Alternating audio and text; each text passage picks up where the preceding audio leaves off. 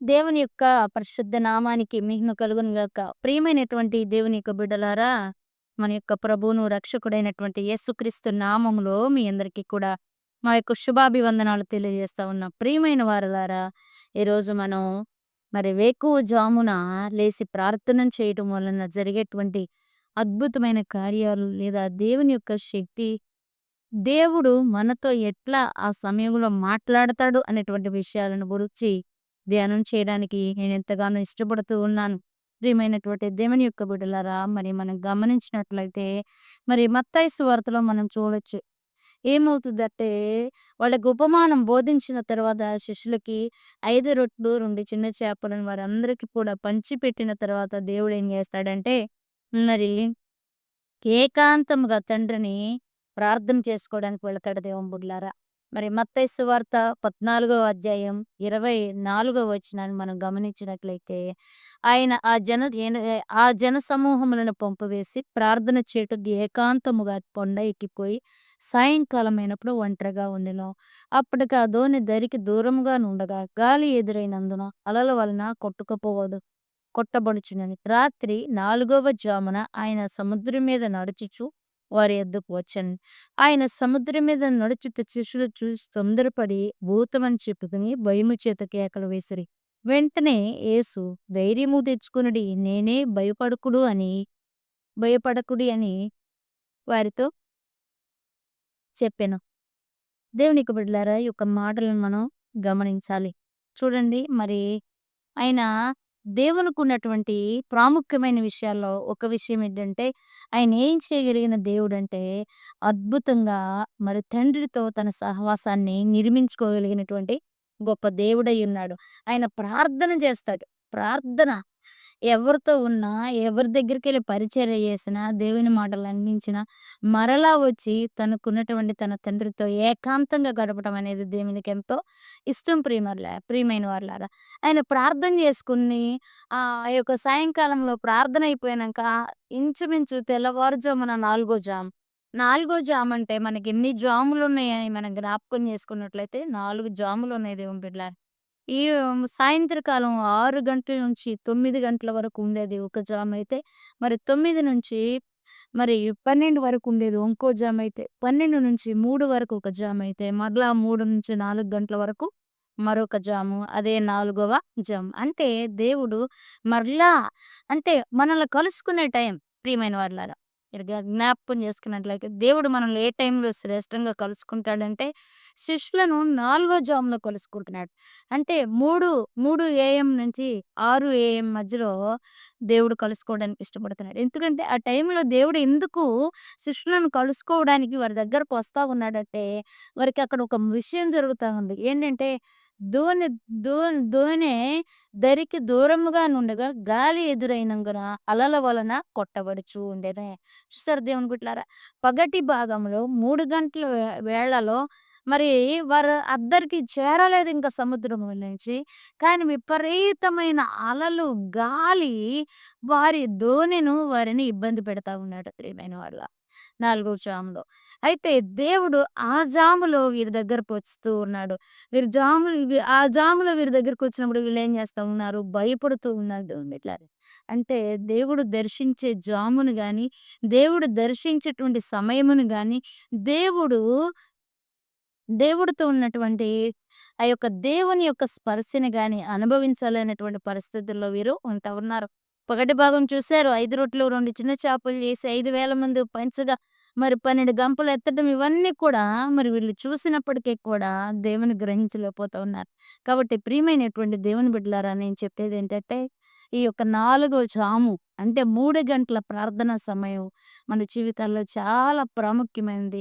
George Muller గారంటాడు, 25,000 ప్రార్థనలకంట దేవుడాయనకి జవాబిచ్చాడంట. ఇద్దరి మారు మనసు కొరకు 60 సంవత్సరాలు ప్రార్థన చేశాడంట వ్యక్తిట. చూసారా? కొంతమంది మనం ప్రార్థన చేయగానే మారరు. చేయగా అప్పుడపో దేవుడు వారికి మార్పును కలగజేస్తాడు. మనం అనుకుంటాం, ఈరోజు మనం చేస్తే రేపటికి అయిపోవాలనుకునేది మన బుద్ధి. ఈరోజు చేస్తే రేపటికి అయిపోవాలనుకునేది మన బుద్ధి. విత్తనం ఏస్తేనే ఆ చెట్టు పెరగటానికి టైం పడతది. అలాగే రక్షణ కార్యం జరగాలన్నా, లేదంటే ఒక వ్యక్తిలో మార్పు రావాలన్నా, నువ్వు ప్రార్థన చేయడం, దేవునియందు నిరీక్షణ కోల్పోకుండా ఉండడం తప్ప వేరే మార్గం లేదు. అయితే ఈ యొక్క 4 జాములో చేసినటువంటి ప్రార్థనకి దేవుడు ఖాళీగా ఉండి నీతో సహవాసం చేయడానికి ఇష్టపడే సమయం అది. ఆయన నీకు దగ్గరకొచ్చే సమయం. తన హృదయంలో ఆలోచనలు నీతో చెప్పే సమయం. నీకున్నటువంటి ఇబ్బందులు, తుఫాను లాంటి నీ యొక్క ఓడ గూడా మరి తుఫాను గాలుల చేత నిద్రబట్టక, రేత్రి పగలు నిద్రబట్టక టైం పాస్ చేసుకుంటూ అందరూ చూడండి మరి 2 గంటల వరకు గూడా టైం పాస్ చేస్తారు. కరెక్ట్‌గా 2, 3 ఆ ప్రాంతంలో నిద్రపోతా ఉంటారు. దేవుడిని కలుసుకునే టైము నిద్రపోతా ఉంటారు. ఆశ్చర్యమైనటువంటి ఒక విషయాన్ని మీతో చెప్పనా? యేసు ప్రభువారు మరణమనే నిద్రనే గెలిచి తిరిగి లేచినటువంటి గొప్ప దేవుడై ఉన్నాడు. మనం శారీరకమైన నిద్ర నుండి లెగవటానికి ఎంతో బద్ధకిస్తాం. మన కళ్ళు భారముగా ఉంటాయి. తెరవలేము, ప్రార్థన చేసుకోలేము, దేవునితో మాట్లాడలేము. కానీ 3 గంటల టైంలో ఒక్కసారి ప్రార్థన చేసి చూడు. ఒక్కసారి దేవుణ్ణి కలుసుకొని చూడు. నీ నీకేదైతే ఇరుగ్గా ఉందో, నీకేదైతే ఇబ్బంది పెడుతూ ఉందో, దాని నుంచి దేవుడు నీకు విడుదలిస్తాడు. కానీ ఆ 3 గంటల వేళ లేసి 6 గంటల వరకు ప్రార్థన చేయడం అంత ఈజీ ఏమి కాదు. ఎందుకంటే మనల్ని ఇబ్బంది పెడతాకి దుష్టుడు ఎప్పుడు కూడా మరి ఉంటూనే ఉంటాడు. భయపెడుతూనే ఉంటాడు. కానీ నువ్వు ఆ భయాన్ని జయించి నీ మాట నీ చెవికి వినబడేటట్లుగా గట్టిగా ప్రార్థన చేసుకోవడం ప్రారంభిస్తే, నువ్వు దేవుని ప్రసన్నతను పొందుకుంటావు. ఇది నేను అనుభవపూర్వకంగా చెబుతున్న మాట ఎవరి విషయం కాదు. ఎందుకంటే నాకు గూడా భయం. చీకట్లో మరి తెల్లవారుజామున ప్రార్థన చేసుకోవాలంటే అందరు నిద్రపోతా ఉంటారు. లెగిసి పెద్ద పెద్దగా చేస్తే ఏమంటారోనని అదొక భయం. మరి అందరికి డిస్టర్బెన్స్ అని అదొక భయం. అయినను సరే లేసి నా మాట నాకు వినబడేటట్టు దేవుణ్ణి ఆరాధన చేసినట్టు నేను ఎన్నో దేవునితో చాలా చక్కటి సంబంధాన్ని నేను కలిగి ఉండడం నేను నేర్చుకున్నాను. అంత మాత్రమే కాదు, మరి దేవుడు నా యొక్క ప్రతి సమస్యని గూడా తీరుస్తూ నాకు మార్గాలు తెరవటం ప్రారంభించాడు. కాబట్టి ప్రియమైన దేవుని బిడ్డలారా 3 గంటల వేళ ప్రార్థన నీ జీవితంలో చాలా ప్రాముఖ్యత. మరి దేవుడు చాలా అద్భుతమైనటువంటి విషయాలను మన జీవితంలో బయలుపరిచి మనల్ని లేవనెత్తుతాడు. బద్ధకమొద్దు అందుకే అంటాడు కదా! సోమరి చీమల యుద్ధానికెళ్ళి వాటి నడకలను కనిపెట్టమంటాడు. చీమలకేముండదండి సోమరితనం ఉన్నది. సోమరితనం ఉండేది ఎవరికంటే మానవుడికే. మానవుడు రేపు వాయిదా పద్ధతనమాట. ఎప్పుడు కూడా వాయిదాలేసుకుంటూ తన జీవితాన్ని ముందుకి కొనసాగిస్తాడు. కానీ మరి నువ్వు గనక దేవుణ్ణి ఉదయకాల సమయం వేకువ జామున 4 జామున నువ్వు కలుసుకోగలిగినట్లయితే ఆశ్చర్యకరంగా దేవుడు నీ జీవితంలో తన ఉన్నతమైన ప్రణాళికని నీ ఎడల తెలియజేస్తాడు. మరి ఇక్కడ కూడా దేవుడు వారి 4 జామున కలుసుకున్నప్పుడు వారిని ధైర్యపరిచాడు. వారి యొక్క విశ్వాసాన్ని రూఢీపరిచాడు. నీళ్ళ మీద పేతురుని నడిపాడు. కానీ ఆయన మరి వెనుదిరిగి చూడడాన్ని బట్టి అల్ప విశ్వాసగా మార్చబడినప్పటికి కూడా దేవుడు వారిని లేవనెత్తాడు. అవును. ఒక్కొక్కసారి అల్ప విశ్వాసిగా ఉండి పడిపోతూ ఉన్నావా? లేవలేని స్థితిలో ఉన్నావా? అయినను దేవుడు అంటున్నాడు, ఆ టైంలో నేను నీ చెయ్యి పట్టుకుని లేవనెత్తే దేవుడు. క్రీస్తును బండ మీద నేను నిన్ను స్థిరపరిచే దేవుడిని గనుక వేకువజామున ప్రార్థన అలవరుచుకున్నప్పుడు నీ జీవితంలో ఒక ఆత్మీయ క్రమశిక్షణ వచ్చేది.